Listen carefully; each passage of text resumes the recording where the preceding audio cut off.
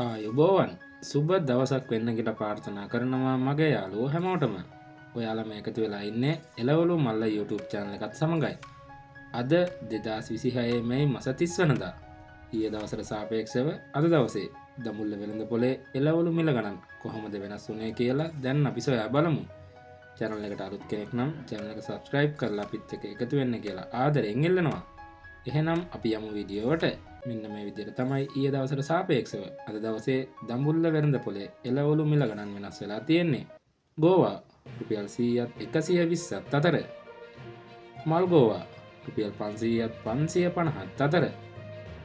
බෝංචි රුපියල් 400ත් 450ත් අතර. ලීස් රුපියල් 180ත් 200ත් අතර. කැරට් රුපියල් 280ත් 300ත් අතර.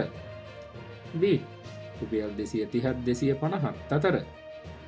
තක්කාලි රුපියල් 250ත් 300ත් අතර. රාබු රුපියල් 100ත් 150ත් අතර. නෝකෝල් රුපියල් 180ත් 200ත් අතර.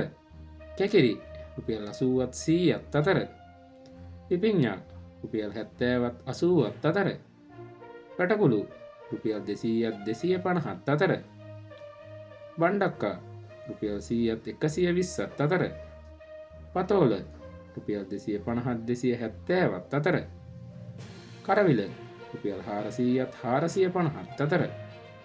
තුඹ කරවිල රුපියල් 600ත් 650ත් අතර. වට්ටක්කා රුපියල් 80ත් 100ත් අතර. බටානා රුපියල් 220ත් 250ත් අතර.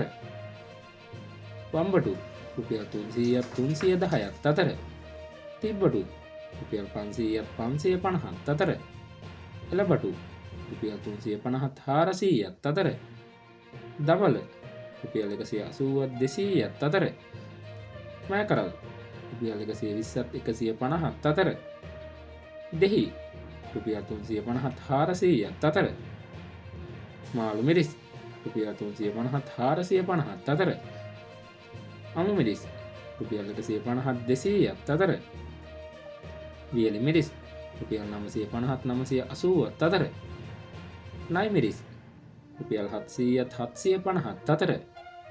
ඉඟුරු රුපියල් 450ත් 480ත් අතර.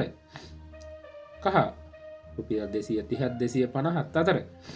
ආනයනික ලොකු ලුණු රුපියල් 180ත් 200ත් අතර.